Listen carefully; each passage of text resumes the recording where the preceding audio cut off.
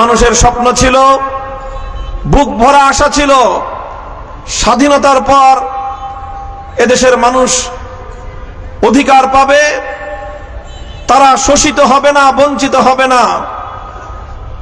কারণ আগে এদেশের মানুষ শাসিত হতো বিদেশি শাসকদের দ্বারা।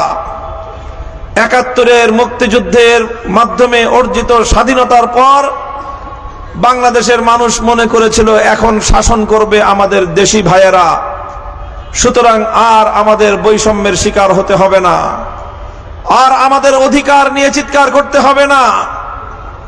কিন্তু প্রিয় দেশবাসী, আপনারা জানেন বিগত ৫৪ বছরের বাংলার ইতিহাস কি বলে, এদেশের মানুষের অভিপ্রায়টা কি? এদেশের মানুষ এখন মনে করে মুক্তিযুদ্ধের স্বাধীনতার পর থেকে ৫৪ বছরের বাংলাদেশের ইতিহাসে